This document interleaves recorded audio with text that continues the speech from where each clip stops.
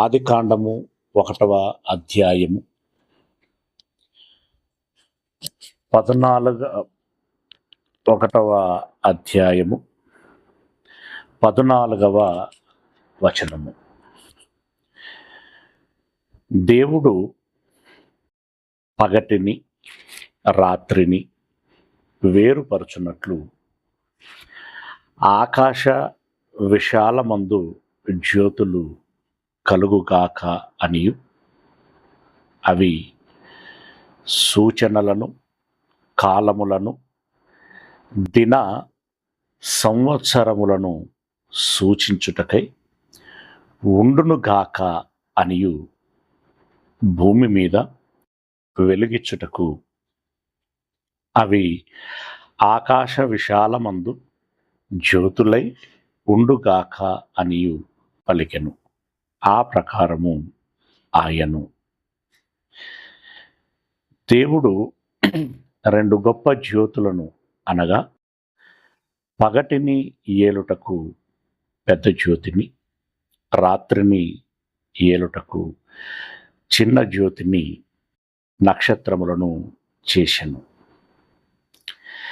భూమి మీద,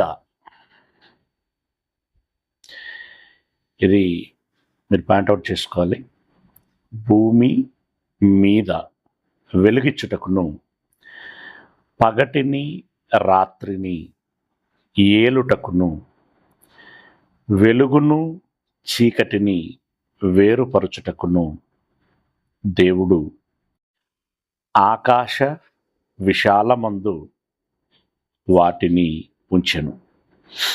అది మంచిదని దేవుడు చూచెను. ప్రియులరా, మనము ఒకసారి, మీలో ఎంతమంది హోంవర్క్ చేస్తున్నారో,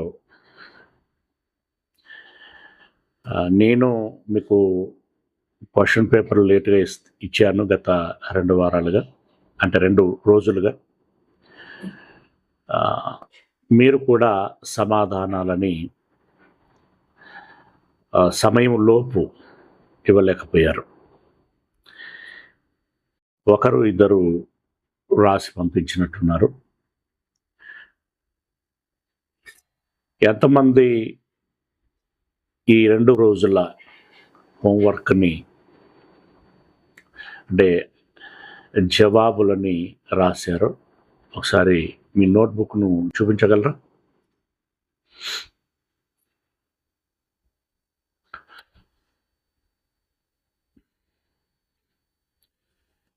ఇట్స్ ఓకే, సమయం మనకు ల్యాగ్ అవ్వకూడదు. ఒక రాజుగారు రాశారు, మేబీ స్వరాజ్ రాసి పంపారు. చాలా డయాగ్రాములు బాగా గీశారు కూడా. Okay, it's okay. ఇప్పుడు మనం ఒకసారి మరలా ఈ సృష్టి ప్రారంభానికి సంబంధించినటువంటి విషయాల యొద్దకి వెళుదాం. ప్రియులారా, ఇది చీకటి అగాధ జలముల పైన ఉన్న సమయం. పరిశుద్ధాత్ముడు అల్లాడుచుండెను అని మనం చదువుకున్నాం కదా. ఇది మొదటగా ఉన్నటువంటి ఒక స్ట్రక్చర్. ఇక ఆ పిమ్మట వెలుగు కమ్మని పలకగా ఎంటైర్ హోల్ ఈ కాస్మాలజీ, ఈ విశ్వం, ఈ చక్రం ఏదైతే ఉందో దీని మీద పడటం, ఈ చక్రం కూడా తిరగటం అనేది మనం గమనిస్తూ ఉంటాం. ఎందుకంటే అస్తమయమును ఉదయమును కలగగా, రైట్. ఇది డే 1 క్రియేషన్. ఇకపోతే సెకండ్ డే ఈ జలములను, ఇప్పుడు ఇంతకుముందు చూసిన దాంట్లో ఇదంతా వాటరే ఉండే. ఇక్కడ వాటర్ని ఏం చేశాడంటే ఇక్కడికి సెట్ చేసాడు, కొంత ఇక్కడ మిగిలిపోయింది. అప్పుడు ఇక్కడ ఖాళీ స్థలము ఏర్పడింది. దీన్ని ఆకాశము అని పిలిచాడు. ఓకేనా? లేకపోతే ఈ నేల మీద కంప్లీట్గా ఉన్నటువంటి వాటర్ని ఏం చేశాడంటే ఒక ఏరియాకి స్ట్రక్ చేశాడు. అప్పుడు సముద్రము ఏర్పడింది 3 అంతులు. మిగిలిన పావు వంతు ఆరిన నేల ఏర్పడింది. ఈ ఆరిన నేల మీద మొక్కలు, విత్తనాలు, అదేవిధంగా విత్తన ఫలములను ఇచ్చేటువంటి చెట్లను మొలిపించాడు. మీరు ఇక్కడ పాయింట్అవుట్ చేయాలి.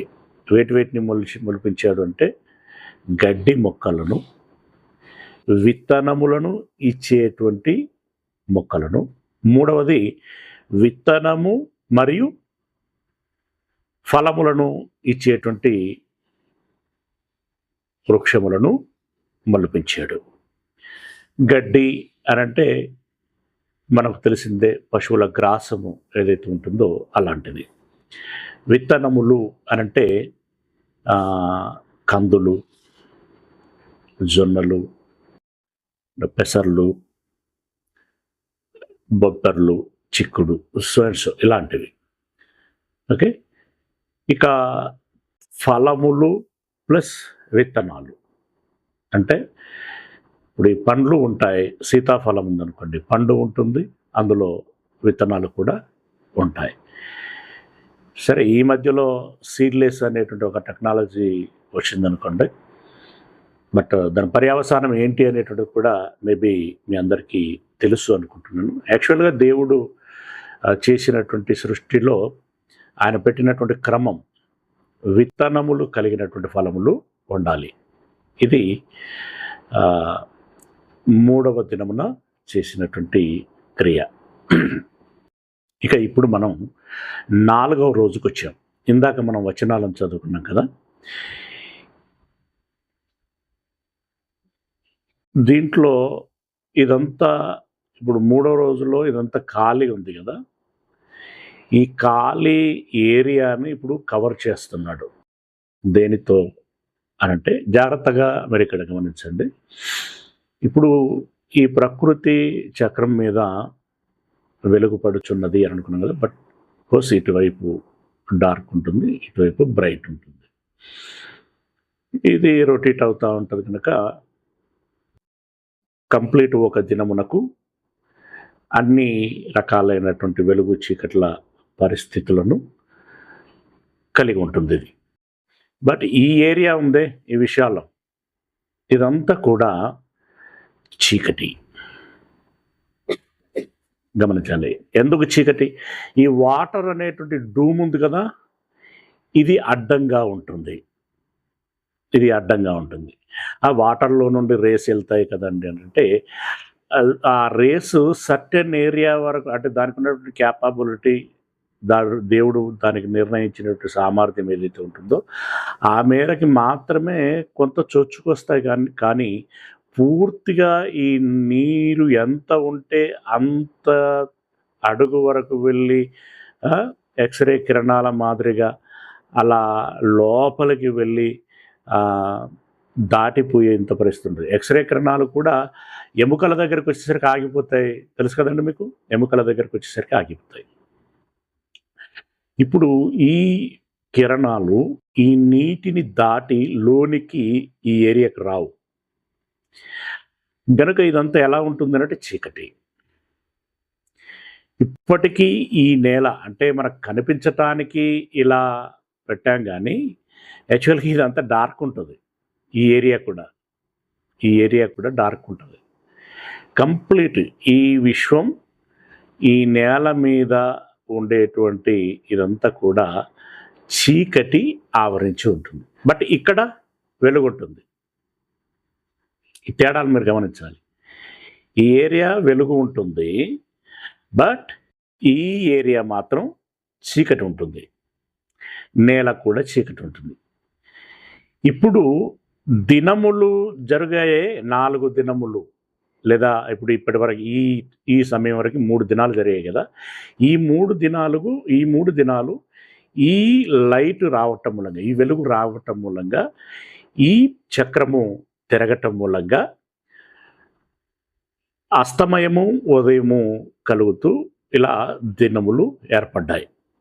బట్ ఈ ఏరియాలోనికి లైట్ రావట్లేదు. ఇప్పుడు దీనికి అస్తమయాలు, ఉదయాలు లేవు. ఉన్నదల్లా చీకటే. ఓన్లీ చీకటి. గనుక ఇప్పుడు ఈ నేల మీద వెలుగు కావాలి. సేమ్ టైం చీకటి కూడా ఉండాలి. ఇప్పుడు ఎలా అవుతుంది అది అనంటే, దీనికి కూడా ఒక లైట్ పెట్టాలి. ఇప్పుడు ప్రకృతి చక్రానికి లైట్ పెట్టినట్టుగా దీనికి కూడా ఒక లైట్ పెట్టాలి, దీపం. దానిని మనం ఇప్పుడు సూర్యుడు అని పిలుస్తున్నాం. ఓకే, ఈ సూర్యుని నుండి కిరణాలు ఈ నేల మీద పడాలి. దేవుడు సెట్ చేస్తున్నటువంటి విధానం. ఈ సూర్యుని నుండి దీని మీద కిరణాలు పడాలి. అయితే దీనికి కూడా 24 గంటలు వెలుగు వేడే ఉంటే దీని యొక్క సమతుల్యత అనేటువంటిది దెబ్బతింటుంది. అలా దెబ్బతినకుండా ఉండాలి అనంటే ఈ నేల కూడా ఈ ప్రకృతి చక్రము తిరిగినట్టుగానే ఈ నేల కూడా తిరగాలి. తిరిగితే దీనికిను కొంత సమయం వెలుగు వేడిమి కలిగినటువంటి పగలు, కొంత సమయం ఈ వెలుగు లేనటువంటి చీకటి ఉండాలి. 12 గంటలు ఇక్కడ చీకటి ఉంటుంది. ఆ పిమ్మట మళ్ళీ ఈ ఏరియా ఇక్కడికి వచ్చేస్తుంది. అప్పుడు ఈ సమయం 12 గంటలు పడుతుంది. అంటే 12 గంటలు పగలు, 12 గంటలు రాత్రి కలిపి ఈ భూమికి 24 గంటల దినము అనేటువంటిది ఏర్పడుతుంది. అదే విషయాన్ని ఇందాక మనం వచనాలలో చదివాం. ఇదిగో మీకు ఇక్కడ ఒక బొమ్మ కనబడుతుంది కదా. ఇప్పుడు ఇందాక మనం మాట్లాడుకున్నటువంటి ఈ విశాలము అనేటువంటి ఆకాశము, ఈ శూన్యము ఏదైతే ఉందో దీనిలో ఇప్పుడు దేవుడు కొన్ని ఆబ్జెక్ట్లను పెట్టాడు. ఇదిగో ఒక సూర్యుడిని పెట్టాడు. సూర్యుడు, ఓకే, ఇక నుండి రేస్ పడతాయి, ఈ నేల మీద పడతాయి. ఇక ఈ సూర్యుని కంటే 100 రెట్ల పెద్దగా ఉన్నటువంటివి ఇగో ఈ చిన్నగా కనిపిస్తున్నటువంటి నక్షత్రాలనే. సూర్యుని కంటే 100 రెట్లు అంటారు, సూర్యుడే పెద్దగా కనబడుతున్నాడు, ఈ 100 రెట్లు కనబడుతున్నటువంటి నక్షత్రాలు చిన్నగా కనబడుతున్నాయి అనేటువంటి ప్రశ్న మీకు వస్తే మేబీ మీకు ఇదివరకు కొంతమందికి ఆ విషయం తెలిసి ఉంటుంది. ఏంటి కారణము అనంటే, ఈ నక్షత్రాలు, ఈ సూర్యుడేమో భూమికి దగ్గరగా ఉన్నాడు, ఈ సూర్యుని కంటే 100 రెట్లు పెద్దగా ఉన్నటువంటి నక్షత్రాలేమో చాలా దూరంగా ఉన్నాయన్నమాట. అందును బట్టి అవి చిన్నగా కనబడుతున్నాయి.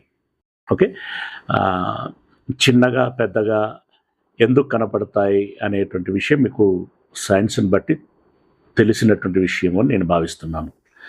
దూరం పెరిగే కొలది ఆ వస్తువు యొక్క సైజు మనకు చిన్నగా అనిపిస్తుంటుంది. బట్ దగ్గరికి వస్తున్న కొలది మనకి పెద్దగా కనపడుతూ ఉంటుంది.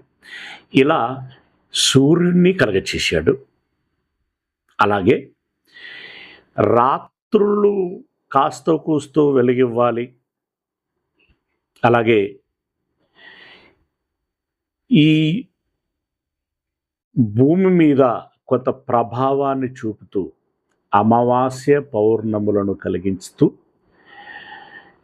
దానితో పాటు ఈ భూమి మీద ఋతువులని కలుగచేయటానికి, అంటే వాతావరణ ప్రభావితం చేయటానికి. అంటే సూర్యుడు వెలుగు వేడితో పాటు వాతావరణ ప్రభావాన్ని కలిగిస్తాడు. అంటే ఎండాకాలం, వానాకాలం, చలికాలము అనేటువంటి ఉంటాయి కదా, వాటిని కలుగచేయటానికి. ఓకే, అలాగే చంద్రుడు ఇక్కడ పౌర్ణమి ఏర్పడాలి అంటే చంద్రుడు ఉదాహరణకి ఇది చంద్రుడు అనుకుందాం, అర్థం ఇందులో ఒక్కొక్క ఆబ్జెక్టు ఒక్కొక్క గ్రహము ఒక్కొక్క విధంగా ఉంటుంది. ఇది చంద్రుడు. ఇప్పుడు ఈ సూర్యుని మీద ఇప్పుడు ఈ ఏరియా ఉంది కదా, ఇప్పుడు ఈ ఈ ఈ సూర్యుని నుండి కిరణాలు ఇక్కడ పడితే ఇది పగలు, ఓకేనా. ఈ సూర్యుని నుండి ఈ కిరణాలు ఎటువైపు అయినా చుట్టూ 360 డిగ్రీలలో కిరణాలు వెళ్తూ ఉంటాయి కదా, అందులో భాగంగా ఇక్కడ నుండి కిరణాలు ఈ చంద్రుని మీద పడితే ఈ చంద్రుని మీద పడినటువంటి కిరణాలు పరావర్తనము చెంది, రిఫ్లెక్ట్ అంటాం కదా, పరావర్తనము చెంది ఈ రాత్రిగా ఉంటున్నటువంటి ఈ ఏరియాలో పడుతూ ఉంటాయి. అయితే ఇది ఉన్నటువంటి యాంగిల్ను బట్టి ఇది ఇక్కడగా ఉంటే కొంచెమే ప్రభావితం చూపిస్తూ ఉంటుంది, ఇటుగా ఉంటే ఇంకొంచెం ఎక్కువ ప్రభావితం చూపిస్తూ ఉంటుంది. ఇది ఉన్నటువంటి ఏరియాను బట్టి ఉన్నటువంటి డిస్టెన్స్ని బట్టి ఈ నెలవంక మొదలుకొని సంపూర్ణమైనటువంటి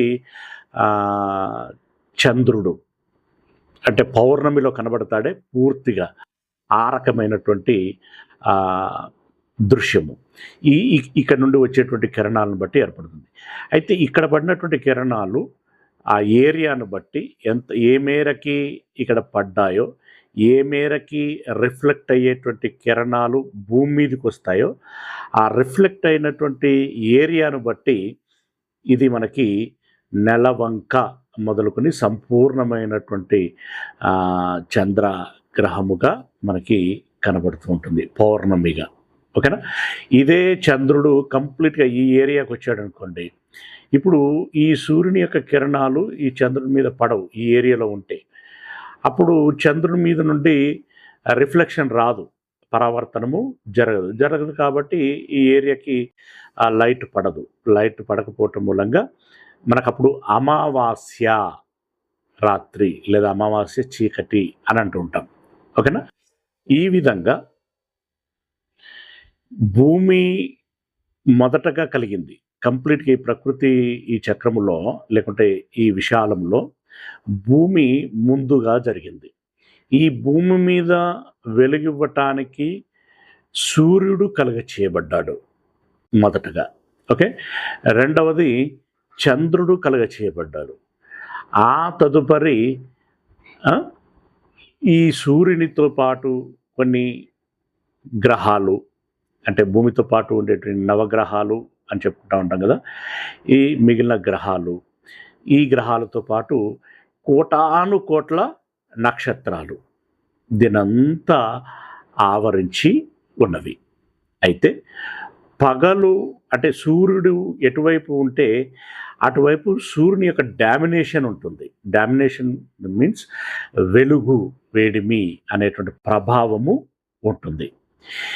ఈ ప్రభావం ఇక్కడ ఉన్నప్పుడు ఇన్ కేస్ ఈ చంద్రుడు ఈ ఏరియాలో ఉన్నాడు అనుకోండి, చంద్రుడి మీద కూడా రేస్ పడతాయి, కానీ దీని మీద డైరెక్ట్ రేస్ పడటం మూలంగా చంద్రుని మీద నుండి రిఫ్లెక్షన్ అనేటువంటిది ఇటు ఉండదు. రిఫ్లెక్షన్ ఇటువైపు ఈ ఏరియా అటు ఉంటుంది, కానీ దాని ఇంపాక్ట్ అనేటువంటిది భూమి మీద పడదు, ఓకేనా. ఇకపోతే ఈ సూర్యుడు ఈ దిక్కులో ఉన్నాడు కాబట్టి ఇటు చంద్రుని ప్రభావం, ఈ దూరంగా ఉన్నటువంటి నక్షత్రాల ప్రభావం పడదు. కానీ అదే రాత్రులు ఉందనుకోండి, ఈ రాత్రులు మాత్రం చంద్రుని యొక్క ప్రభావం పడుతుంది, అలాగే నక్షత్రాల యొక్క ప్రభావము పడుతుంది. ప్రభావం పడటం అంటే మళ్ళీ ఇక్కడ ఒకటి ప్రాక్టికల్గా మనం ఆలోచించాల్సిన విషయం ఏంటంటే, డేలో కూడా ఇంపాక్ట్ ఉంటుంది, కానీ మనకు అది తెలియదు, మనుషులముగా మనకి తెలియదు. బట్ రాత్రి తెలుస్తూ ఉంటుంది, అంత చీకటి కాబట్టి ఈ బ్రైట్నెస్ అప్పుడు మనకి తెలిసిస్తుంది. ఈ పగల్లో కూడా ఈ నక్షత్రాలు వెలుగుతూనే ఉంటాయి ఈ ఏరియా, బట్ అవి దీని డామినేషన్ మూలంగా పెద్ద లైట్ కింద చిన్న లైట్ మనకు పెద్దగా ఇంపాక్ట్ తెలిసిందే కదా. ఆ రకంగా ఇవి కనబడవు మనకి, ఈ గ్రహాలు కానీ నక్షత్రాలు కానీ ఇవేవి కనబడవు, రైట్. అదే రాత్రులు అయితే ప్రతి ఆబ్జెక్ట్ కనబడుతూ ఉంటుంది, అది ఉన్నటువంటి దూరాన్ని బట్టి, ఓకే, అలా వీటన్నిటిని సెట్ చేసి పెట్టాడు దేవుడు, సెట్ చేసి పెట్టాడు. ఇప్పుడు ఈ సూర్యుని యొక్క కిరణాలు ఏ ఏరియా అయితే పడుతున్నదో అదంతా పగలు. ఈ పగలును ఏలుటకు సూర్యుని పెట్టాను అని అంటున్నాడు. రాత్రిని ఏలుటకు ఈ చంద్రుణ్ణి మరియు నక్షత్రములను పెట్టాను. ఇవన్నీ కూడా ఏం చేస్తాయి అని అంటున్నాడంటే, మళ్ళీ నేను 14వ వచనం నుండి చదువుతున్నాను, గమనించండి. ఓకేనా? పగటిని రాత్రిని వేరుపరుచున్నట్లు ఆకాశ విశాలమందు జ్యోతులను కలుగును గాక అనియు, అవి సూచనలను కాలములను దిన సంవత్సరములను సూచించుటకు ఉండుగాక అనియు. రైట్? ఇప్పుడు ఇందాక మనం చెప్పుకున్నట్టుగా ఈ వెలుగు యొక్క ప్రభావం ఈ చక్రానికి బయట మాత్రమే చూపిస్తూ ఉంటుండగా లోన చీకటి ఉండే. ఇప్పుడు ఈ చీకటిని ఛేదించటానికి ఈ భూమి మీద ఉన్నటువంటి చీకటి కూడా ఎప్పటికీ ఉండకుండా కొంత పగలు కొంత రాత్రి ఉండులాగున ఇదిగో ఈ సూర్యుని కలగజేశాడు. ఇప్పుడు భూమి మీద పడేటువంటి వెలుగు దేని వెలుగు అంటే సూర్యుని వెలుగు. ఈ వెలుగు యొక్క వెలుగు కాదు. ఇది మొదటగా వెలుగును కలగజేసి ఆ వెలుగు మంచిదైనట్టు దేవుడు చూశాను అని చదువుకున్నాం కదా. ఆ వెలుగు ఇక్కడ ఉంది, బట్ దీని ప్రభావము ఇక్కడ పడట్లేదు. ఇప్పుడు ఈ సూర్యుని యొక్క ప్రభావం ఇక్కడ పడుతుంది. తద్మూలంగా ఇప్పుడు ఈ సూర్యుడు తిరుగుచున్నాడు, భూమి తిరుగుచున్నది, ఈ చంద్రుడు తిరుగుచున్నది, అండ్ ఈ మిగిలిన గ్రహాలు తిరుగుచున్నవి, ఈ నక్షత్రాలన్నీ కూడా తిరుగుచున్నాయి. మనం మేబీ మరి దేవుడు ఉన్నాడా అనేటువంటి పాఠంలో ఆలోచించినట్టున్నాం. ఏంటది? చంద్రుడు భూమి చుట్టూ తిరుగుతాడు. ఈ చంద్రుడు భూమి చుట్టూ తిరుగుతాడు. ఈ భూమి చంద్రుడు ఈ రెండు కలిసి మిగిలిన కొన్ని గ్రహాలు ఉన్నాయి, ఈ గ్రహాలు, ఈ నవగ్రహాలు ఉన్నాయి, ఇవన్నీ కూడా ఈ సూర్యుని చుట్టూ తిరుగుతాయి. ఈ సూర్యుని చుట్టూ తిరుగుతూ ఉంటాయి. కంప్లీట్గా ఈ సూర్యుడు ఈ గ్రహాలన్నిటిని కలిపి సూర్య కుటుంబం లేదా సౌర కుటుంబం అని అంటూ ఉంటాం. ఈ సౌర కుటుంబం, ఈ సౌర కుటుంబం అంతా కలిపి ఈ సూర్యునికి సమీపంగా ఏదో ఒక పెద్ద స్టార్ ఉంటుంది, అంటే పెద్ద సూర్యుడు అని చెప్పవచ్చు. ఈ సూర్యుని కంటే 100 రెట్లు పెద్దగా ఉంటుంది. రైట్? దీని చుట్టూ ఈ సౌర కుటుంబం అంతా కూడా తిరుగుతూ ఉంటుంది. ఈ సౌర కుటుంబం లాంటి సౌర కుటుంబాలు ఇంకా మళ్ళీ చాలా ఉంటాయి. అవి 100ల కొద్దీ ఉంటాయి. ఈ 100ల కొద్దీ సౌర కుటుంబాలన్నీ కూడా ఇదొక ఫ్యామిలీ అనుకుంటే, ఈ సూర్యుడు చంద్రుడు, ఈ సూర్యుడు భూమి చంద్రుడు ఈ గ్రహాలన్నీ కలిపి ఒక ఫ్యామిలీ అనుకుంటే, ఇలాంటి ఫ్యామిలీస్ 100ల కొద్దీ ఉంటాయి. 100ల కొద్దీ ఈ సౌర కుటుంబాలు ఈ సూర్యుని కంటే 100ల రెట్లు పెద్దగా ఉన్నటువంటి ఈ సూర్యుని చుట్టూ, ఫర్ ఎగ్జాంపుల్ చెప్తున్నాను, ఈ సూర్యుని చుట్టూ తిరుగుతూ ఉంటాయి. అండ్ ఇలా ఈ సౌర కుటుంబాలన్నీ కలిపితే దాన్ని ఏమంటారంటే పాలపుంత అని అంటూ ఉంటారు. అంటే అది దూరం నుండి చూసినప్పుడు ఎలా కనపడుతుందంటే ఒక వైట్ షేడ్ కనపడుతూ ఉంటుందన్నమాట. ఒక వైట్ షేడ్. యాక్చువల్గా విడివిడిగానే ఉంటాయి, బట్ వాటి యొక్క బ్రైట్నెస్ని బట్టి దూరం నుండి గమనించినప్పుడు ఒక వైట్ షేడ్గా కనబడుతూ ఉంటుంది. అంటే జస్ట్ లైక్ ఇలాంటి ఒక వైట్ షేడ్ అనమాట. ఈ దాన్నంతటిని కలిపి పాలపుంత అని అంటారు. ఈ పాలపుంత అనేటువంటి అదొక మండలముగా భావిస్తే, అంటే ఇది ఈజీ అనండి. ఇండ్లన్నీ కలిపితే ఊరైనట్టు, ఊర్లు కలిపితే మండలం అయినట్టు, మండలాలు కలిపితే జిల్లా అయినట్టు, జిల్లా కలిపితే రాష్ట్రం అయినట్టు, రాష్ట్రాలు కలిస్తే దేశమైనట్లు, ఇప్పుడు ఇక్కడ కూడా ఈ సౌర కుటుంబాలు కలిపితే పాలపుంత ఏర్పడుతుంది. ఈ పాలపుంత చుట్టూ తిరుగుతూ ఉంటాయి. ఈ పాలపుంతలు కలిపితే ఆండ్రోమెడా అనేటువంటి ఒక ఏరియా ఏర్పడుతుంది. దాని చుట్టూ తిరుగుతూ ఉంటాయి. ఆండ్రోమెడా అనేటువంటి ఈ ఒక జిల్లా లాంటి లేదంటే ఒక రాష్ట్రం లాంటి ఆ ఏరియా అంతా కూడా ఇంకొక వ్యవస్థ చుట్టూ తిరుగుతూ ఉంటాయి. దాన్ని మనం ఏమంటామంటే హైడ్రా సెంటారస్ అని అంటూ ఉంటారు. హైడ్రా సెంటారస్.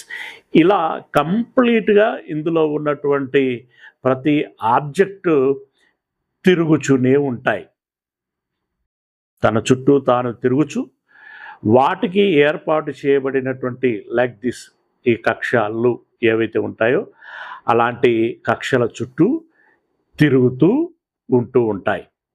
అన్నీ కదులుతుంటాయండి. ఇప్పుడు ఇందులో సూర్యుని లాంటి నక్షత్రాలు అన్నేమో స్వయం ప్రకాశితం, స్వయం ప్రకాశక శక్తి కలిగినటువంటి వాటన్నిటిని నక్షత్రాలు అని అంటాం. ఓకే, ఈ నక్షత్రాలు లేదా సూర్యుని యొక్క ప్రభావంతో వెలిగినట్టుగా కనిపించేటువంటి వాటన్నిటిని ఏమంటాము అంటే గ్రహాలు అంటాం. ఓకేనా. ఇక ఈ నక్షత్రాలు ఈ గ్రహాలతో పాటు కొన్ని శకలాలు ఉంటాయి. అంటే చిన్న సైజులో ఉండేటువంటి కొన్ని ముక్కలు అన్నమాట. ఓకే, అవన్నీ ఉంటాయి. అవి ఉన్నటువంటి దూరాలను బట్టి కొన్ని కనిపిస్తాయి, కొన్ని కనిపించవు, సమయాలను బట్టి కూడా. ఇప్పుడు మరి ఇవన్నీ ఏం చేస్తున్నాయంటే ఈ సూర్యుడు కానివ్వండి, ఈ గ్రహాలు కానివ్వండి, ఈ నక్షత్రాలు కానివ్వండి, భూమి మీద ఏదో ఒక ప్రభావాన్ని చూపిస్తూ ఉంటాయి.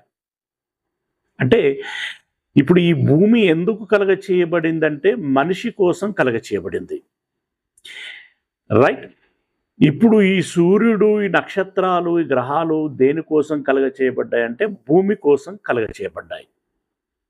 అంటే పరోక్షంగా మనిషి కోసమే అనే విషయాన్ని మనం అర్థం చేసుకోవాలి. ఎందుకంటే ఇక్కడ వాతావరణ మార్పులు చోటు చేసుకోవాలి.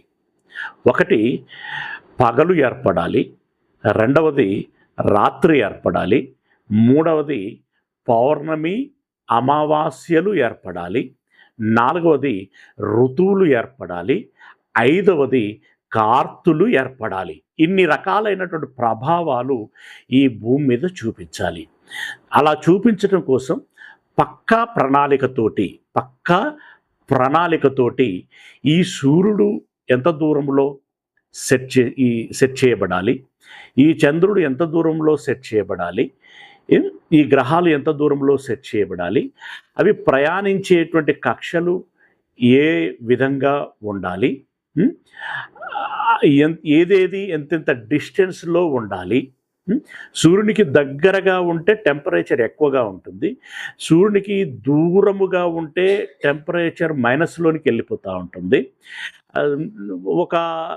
ఇప్పుడు ఈ భూమి ఉన్నటువంటి ఏరియా చూసుకుంటే ఒక విధంగా అవసరమైనటువంటి మేరలో ఉంచినట్టు దూరం, అవసరమైనటువంటి డిస్టెన్స్లో భూమిని ఉంచటం మూలంగా పూర్తిగా గడ్డగట్టిపోకుండా మంచుతో, అలాగని పూర్తిగా ఎడారి కాకుండా కొంత వేడి, కొంత చల్లదనం, కొంత పగలు, కొంత రాత్రులు, ఈ రకంగా ఏర్పడేటువంటి విధంగా ఈ భూమిని మాత్రమే ఒక ప్రత్యేకమైనటువంటి డిస్టెన్స్లో దీన్ని ఉంచడం జరిగింది. తద్మూలంగా ఇందులో జీవులు మనుగడ సాగించటానికి వీలవుచున్నది.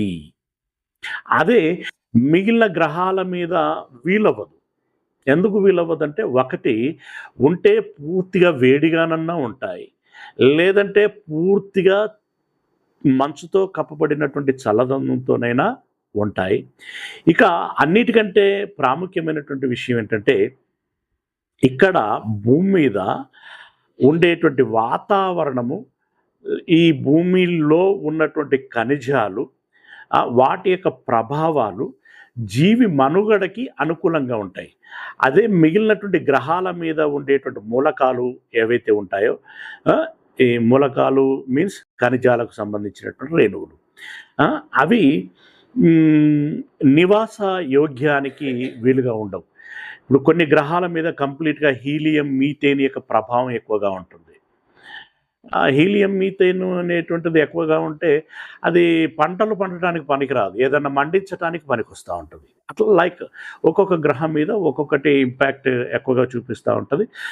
దాని మూలముగా జీవి మనుగడకు అది అనుకూలంగా ఉండదు. భూమిని మాత్రమే నివాసయోగ్యమైనటువంటి భూగోళము అని అన్నాడు. నివాసయోగ్యమైన, రైట్. ఇప్పుడు పగలును ఏలుటకు సూర్యుణ్ణి, రాత్రిని ఏలుటకు ఈ నక్షత్రాలను, చంద్రుణ్ణి కలుగచేశాడు. దాన్ని ఇక్కడ ఏమన్నాడు? ఆకాశ విశాలమందు జ్యోతులు కలుగుగాక అనియు. ఆ జ్యోతులు సూర్యుడు, చంద్రుడు, నక్షత్రాలు అవి ఇంక ఏం చేయాలట? కాలములను సూచించాలట. అంటే ఒక దినమును సూచించాలి, ఒక మాసమును సూచించాలి. దినము అనేది ఎలా ఏర్పడుచున్నది? భూమి తన చుట్టూ తాను తిరగటం మూలంగా ఒక దినం ఏర్పడుచున్నది. మాసము అనేది ఎలా ఏర్పడుచున్నది?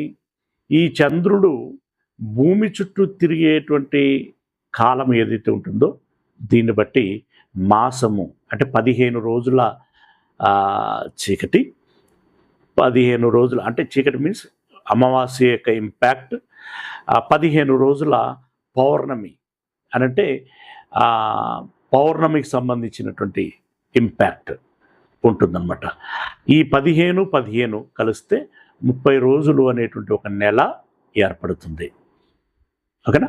అలా 12 నెలలు కలిస్తే 365 దినములుగా ఒక సంవత్సరం ఏర్పడుతుంది. ఈ చంద్రుడు భూమి చుట్టూ ఒక చుట్టూ తిరిగితే నెల, ఈ భూమి సూర్యుని చుట్టూ ఒక చుట్టూ తిరిగితే ఒక సంవత్సరం. ఇది మనం గుర్తుంచుకోవాలి. సంవత్సరము ఎలా ఏర్పడుతుంది? భూమి సూర్యుని చుట్టూ తిరగటం మూలంగా ఒక రౌండ్కు 365 దినములు ఏర్పడతాయి. నెలలు ఎలా ఏర్పడుతున్నాయి? ఈ చంద్రుడు భూమి చుట్టూ ఒక చుట్టూ తిరగటం మూలంగా ఒక నెల ఏర్పడుచున్నది. అలాగే కార్తులు అంటే కొన్ని నక్షత్రాల సమూహాలు భూమికి అవి కూడా తిరుగుతూ ఉంటాయి. అయితే ఆ తిరిగేటువంటి క్రమంలో కొన్నిసార్లు భూమికి దగ్గరగా వస్తుంటాయి, మరికొన్నిసార్లు భూమికి దూరంగా వెళ్ళిపోతూ ఉంటాయి. ఇంకొన్ని నక్షత్రాలు దగ్గరగా వస్తుంటాయి, మళ్ళీ దూరంగా వెళుతుంటాయి. ఇలా ఈ ఏరియా వైజ్గా ఉన్నటువంటి నక్షత్రాలన్నీ వాటి ప్రభావాన్ని చూపిస్తూ ఉంటాయి. వాటిని కృత్తిక, మృగశిర, ఆరుద్ర, పుష్వమి, పునర్వసు అని రకరకాల పేర్లతో పిలుస్తూ ఉంటాం. మగ, పబ్బ, ఇలా కొన్ని పేర్లతో పిలుస్తూ ఉంటారు. ఇక ఇదే చంద్రుని మూలముగా దీని ఇంపాక్ట్ తోటి అమావాస్య పౌర్ణములే కాకుండా ఋతువులు కూడా ఏర్పడుతూ ఉన్నాయి. ఓకే, 4 రకాల ఋతువుల పేర్లు మనం మాట్లాడుకుంటూ ఉంటాం. అలాంటి ఋతువులు ఏర్పడుతుంటాయి. ఈ ఋతువుల మూలంగా కూడా ఇప్పుడు గ్రీష్మ ఋతువు, వసంత ఋతువు, వీటి ఇప్పుడు వసంతము అని అన్నప్పుడు మొక్కలు చిగురించేటువంటి సమయం. ఇలా ప్రతిదీ కూడా ఈ చంద్రుని యొక్క ఇంపాక్ట్ ఇక్కడ పడుతూ ఉంటుంది. ఓకే, అంటే ఇక్కడ ఉన్నటువంటి వచనాల యొక్క సారాంశాన్ని నేను ఇంతగా వివరించానండి ఇంతసేపు ఇదంతా. Okay, right. అవి సూచనలను, కాలములను, దిన సంవత్సరములను సూచించుటకై ఉండుగాకనియు. 15వ వచనం. భూమి మీద వెలుగిచ్చుటకు అవి ఆకాశ విశాలమందు జ్యోతులై ఉండుగాకనియు పలికెను. ఆ ప్రకారము ఆయను. దేవుడు ఆ 2 గొప్ప జ్యోతులను, 2 గొప్ప అంటే ఈ భూమి మీద ప్రభావం చూపించేటువంటివి, ఒకటి సూర్యుడైతే రెండవది చంద్రుడు. ఈ రెండింటిని 2 గొప్ప జ్యోతులు అని అంటున్నాడు అనమాట. ఆ 2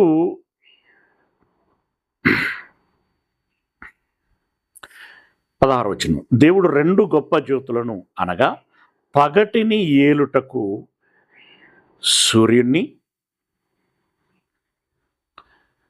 అంటే పెద్ద జ్యోతిని, రాత్రిని ఏలుటకు చిన్న జ్యోతిని నేను ఏర్పాటు చేశాను. చిన్న జ్యోతితో పాటు నక్షత్రములను ఏర్పాటు చేశాను. 17వ వచనం, భూమి మీద వెలుగిచ్చుటకును పగటిని రాత్రిని ఏలుటకును వెలుగును చీకటిని వేరుపరుచుటకును.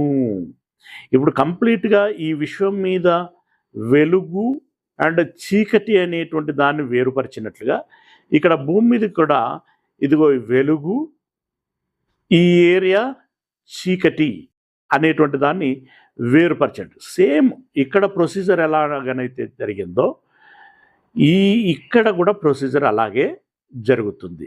ఆబ్జెక్ట్లే వేరు. ఓకేనా? రైట్.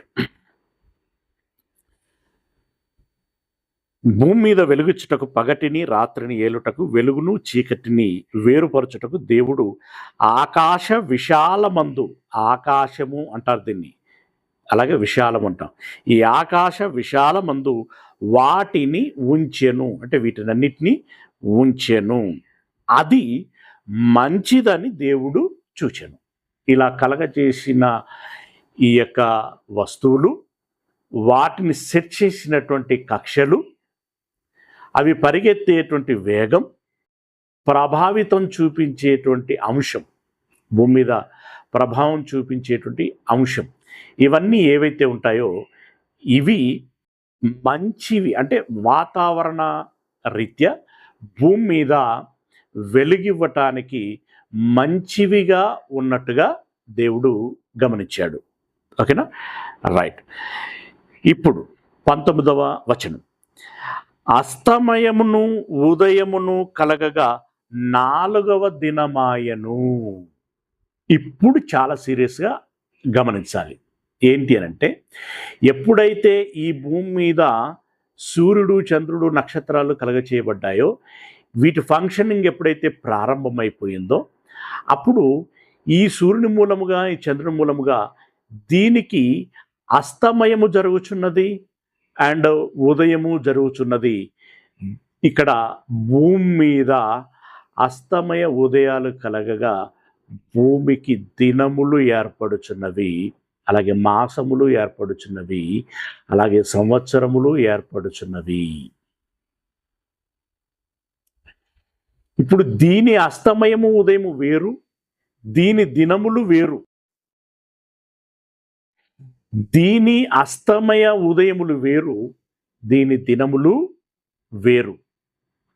ఇప్పుడు 19వ వచనంలో చెప్పినటువంటి అస్తమయము ఉదయము ఏంటంటే మళ్ళీ దీని గురించే చెప్పాడు. ఈ ప్రకృతికి సంబంధించినటువంటి అస్తమయం ఉదయాల గురించే చెప్పాడు. ఆ విషయాన్ని మనం చాలా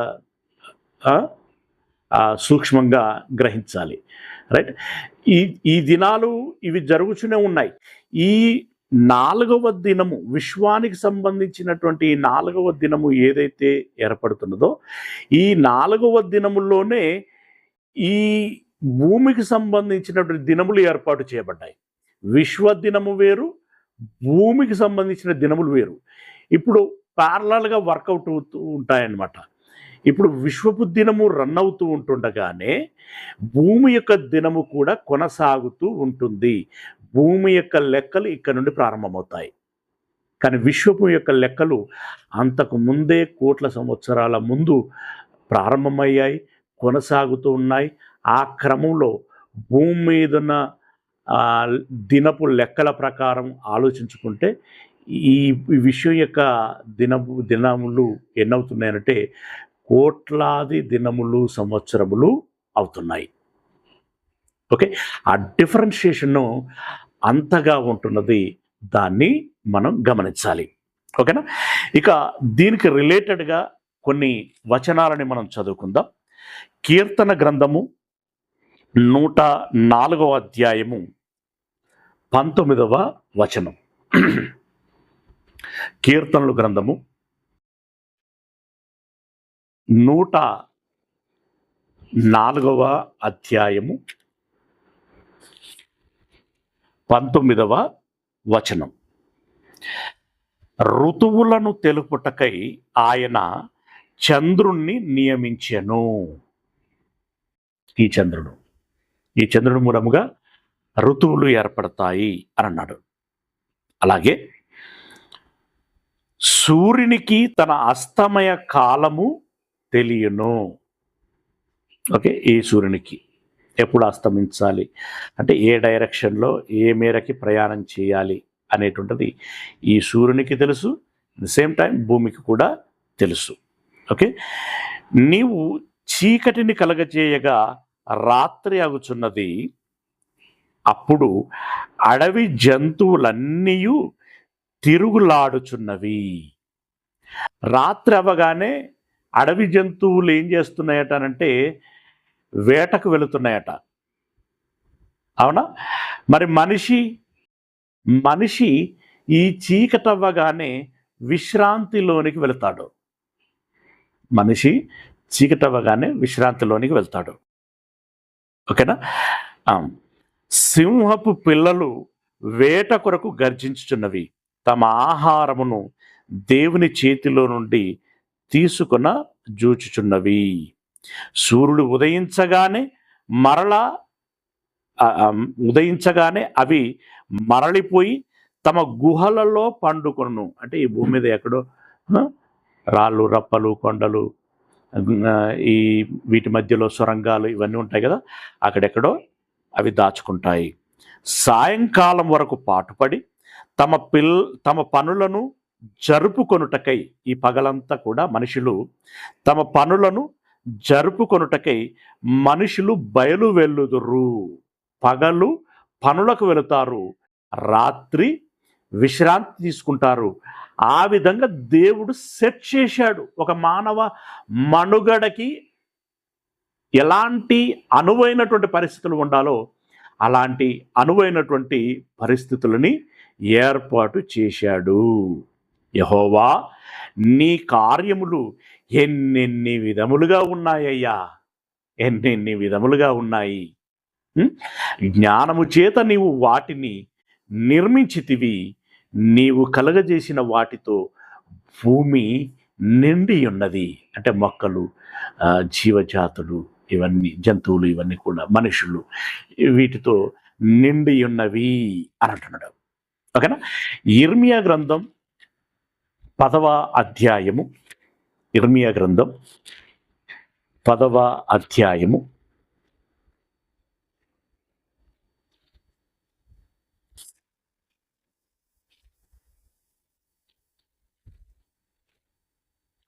12వ వచనం నుండి చూసుకుందాం. 12, 13 వచనాలు. ఆయన తన బలము చేత భూమిని సృష్టించెను. మనం ప్రారంభంలో చదువుకున్నట్టున్నాం. ఏంటి, భూమి యొక్క దేవుడు ఉన్నాడా అనే దాంట్లోనే ఆలోచించాం. రైట్? ఈ భూమి యొక్క బరువు ఎంత అనంటే 6 కోట్ల కోట్ల కోట్లు. అంటే ఇప్పుడు 6 పక్కన ఎన్ని సున్నాలు పెట్టుకోవాలనేది మీరు మెజర్మెంట్ చేసుకొని పెట్టుకున్నారు. అంటే అంత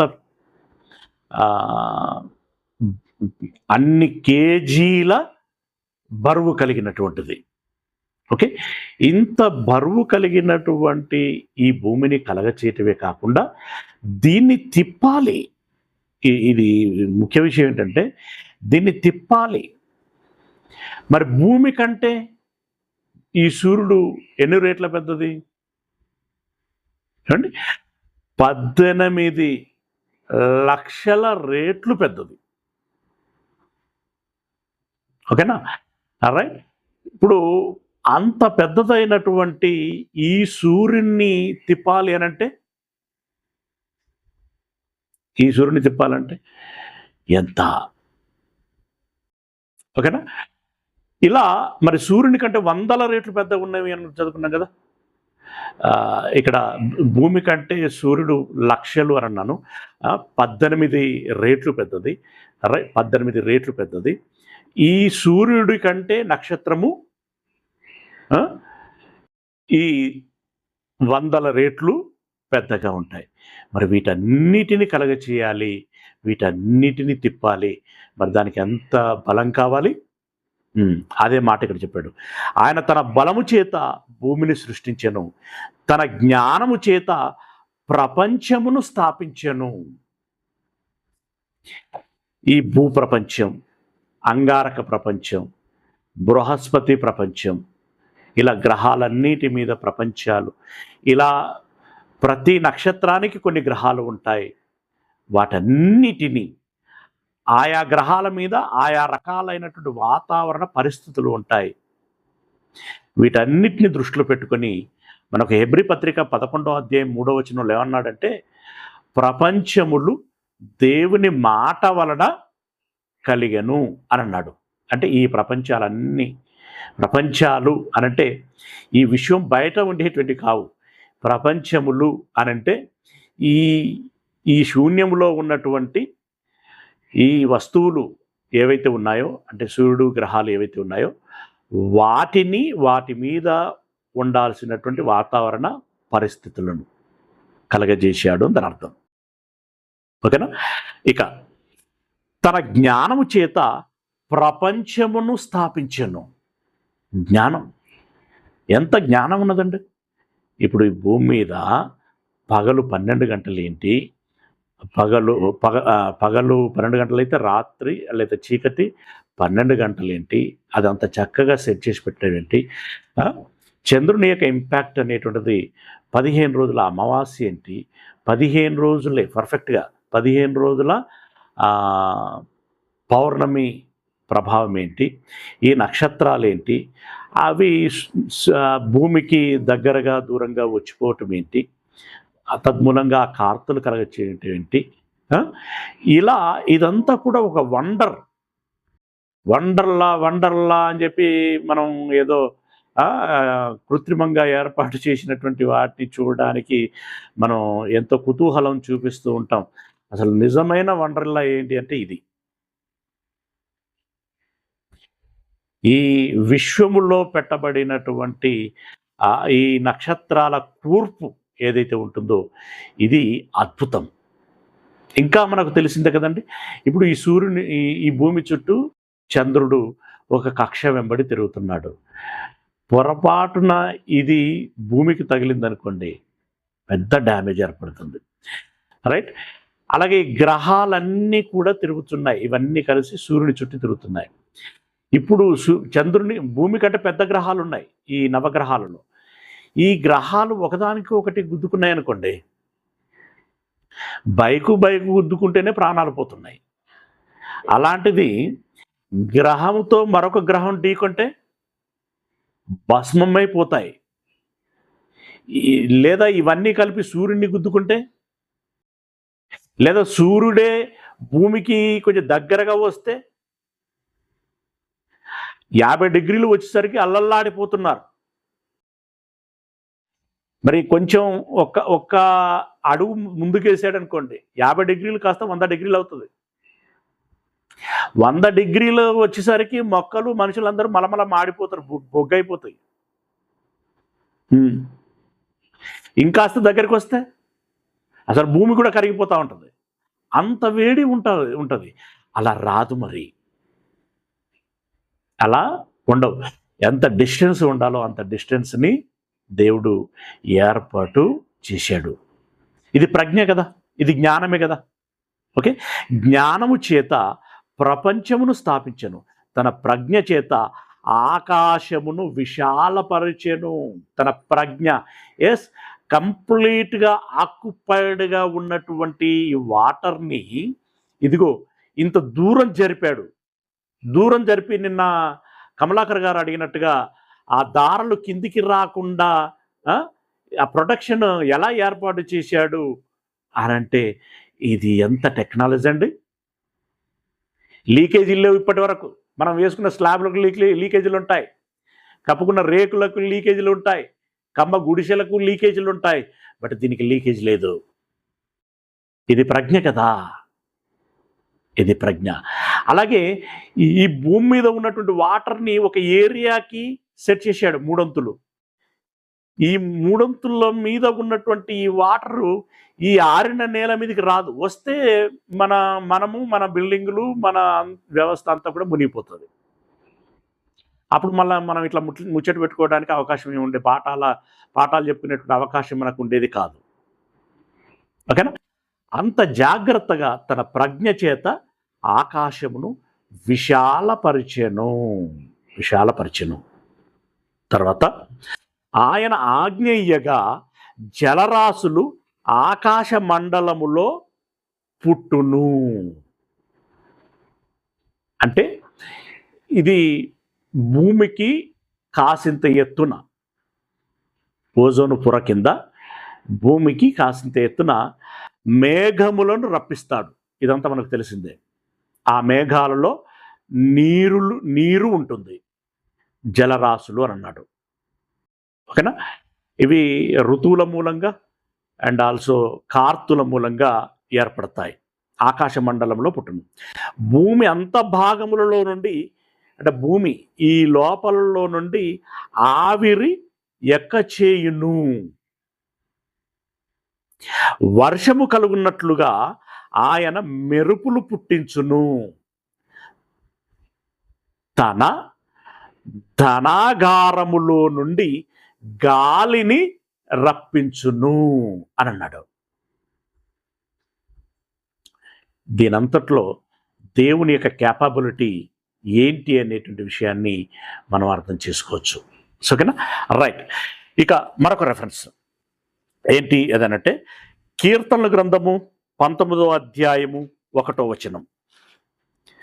కీర్తనల గ్రంథము 19వ అధ్యాయము 1వ వచనం.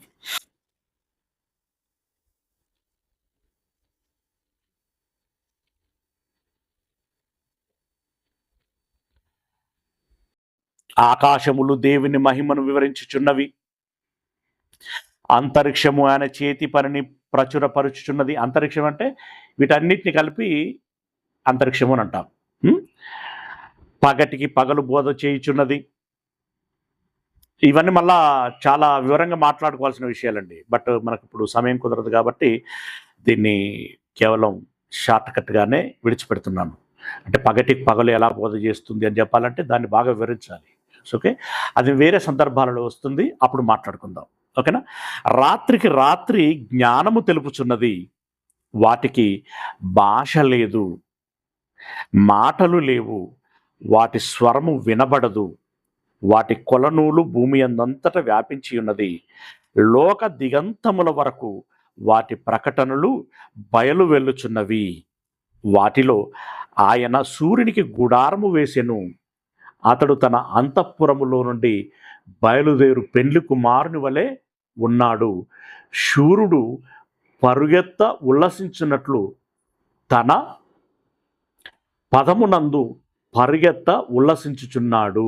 అతడు ఆకాశమున ఈ దిక్కు నుండి బయలుదేరి ఆ దిక్కు వరకు దాని చుట్టూ తిరుగుచూ వస్తున్నాడు. అంటే సూర్యుడు కూడా తిరుగుచున్నాడు అని చెప్తున్నాడు. ఓకేనా? అతని వేడిమికి మరుగైనది ఏదియు లేదు. అంటే ఈ సూర్యుని యొక్క వేడి ప్రభావము ఈ నక్షత్రముల మీద చూపిస్తుంది అని తెలియచేస్తున్నాడు. అలాగే 74వ అధ్యాయము 16వ వచనం. 74వ అధ్యాయము 16వ వచనం. పగలు నీదే దేవా. నీదే అంటే దేవుడు కలగచేశాడు, అది కలగచేసి మనకిచ్చాడు. ఇప్పుడు మనం అనుభవిస్తున్నదంతా దేవుని సొత్తే. ఇప్పుడు మనం ఎకరాలని కోట్లు అని అమ్ముకొని కొనుక్కుంటున్నామే, అది వాస్తవానికి దేవుని ఆస్తి. దేవుని ఆస్తిని మనం కొనుక్కుంటున్నాం, దేవుని దగ్గర కాసుమా, మనకు మనమే. ఆయన ఫ్రీగా ఇచ్చేసాడు. పగలు నీదే. ఈ సూర్యుని కలగజేసి ఇక్కడ ఇస్తున్న పగలు, ఇది ఎంత ఇప్పుడు కృత్రిమంగా తయారు చేయాలనుకోండి, మనిషి ఎంత ఖర్చు అవుతుంది? అసలు ఖర్చు సంగతి అక్కడ అలా పెట్టు, కలగజేయగలడా? Impossible, right? అంత వాల్యుబుల్ ఈ లైట్ ఏదైతే ఉందో అది మనకు ఫ్రీగా ఇచ్చాడు. పగలు నీదే, రాత్రి నీదే, సూర్యచంద్రులను నీవే నిర్మించితివి, భూమికి సరిహద్దులను నియమించిన వాడవు నీవే. సరిహద్దు అంటే ఏ మేరకు ఉండాలో ఆ మేరకే ఉండులాగున నిర్ణయించినటువంటి వాడవు నీవే. వేసవి కాలము చలికాలము నీవే కలగజేసితివి అని ఇలా వీటన్నిటి గురించి చెప్తున్నాడు. అయితే ప్రియులరా, ఇప్పుడు ఉదాహరణకి వీటన్నిటిని మనం గమనించినట్టయితే ప్రతిదిని కూడా గుండ్రంగా కనబడుతూ ఉంటాయి. భూమి పుట్టినప్పుడు, నీళ్ళలో పుట్టినప్పుడు నిరాకారముగా అని చదువుకున్నాం మనం. అంటే ప్రస్తుతం ఉన్నటువంటి ఈ షేపులో లేదు అని దాని అర్థం అనమాట. ఇప్పుడు ఇది గుండ్రంగా మారింది. ఎందుకు ఈ గుండ్రంగా ఉండింది అంటే, ఏ వస్తువు అయినా సరే ఎక్కువ కాలము గుండ్రంగా తిరిగితే తిరగంగా అది గుండ్రని అంటే వృత్తాకారములోనికి మారుతుంది. అలా తిరిగిన తర్వాత కొన్ని నిరాకారములో ఉన్నటువంటి ఈ భూమి తిరగగా గోళాకారములోనికి వచ్చింది. అలా ప్రతిదిని కూడా ఈ గ్రహాలు, ఈ సూర్యుడు, ఇవన్నీ కూడా నక్షత్రాలు, ఇవన్నీ కూడా ఈ గుండ్రని షేప్లోనికి వచ్చాయి. ఓకేనా? ఇక తర్వాత 8వ అధ్యాయం 3వ వచనం, కీర్తనల గ్రంథం 8వ అధ్యాయము 3వ వచనం.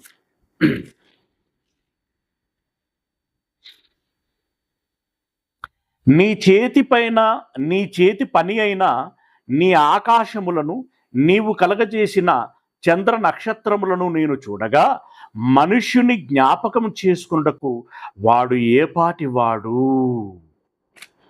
అయ్యా, మీరెక్కడా, మీ సామర్థ్యం ఎక్కడా, మనిషి ఎక్కడా, మనిషి సామర్థ్యము ఎక్కడా అని తెలియచేస్తున్నాడు. ఓకే, ఇకపోతే యోబు గ్రంథము 38వ అధ్యాయము, యోబు గ్రంథం 38వ అధ్యాయము 31వ వచనం. కృత్తిక నక్షత్రములను నీవు బంధింపగలవా? ఇందాక మనం నక్షత్రాల గురించి, కార్తల గురించి మాట్లాడుకున్నాం కదా, ఆ విషయాన్ని చెప్తున్నాడు. కృత్తిక నక్షత్రములను నీవు బంధింపగలవా? మృగశీర్షకు కట్లను విప్పగలవా? అంటే ఇప్పుడు ఈ నక్షత్రాలను ఒక దగ్గర నువ్వు స్థిరంగా ఉంచగలవా అంటున్నాడు. స్థిరంగా ఉండులాగున్న కట్టబడినటువంటి కట్లను నువ్వు విప్పగలవా అని అంటున్నాడు.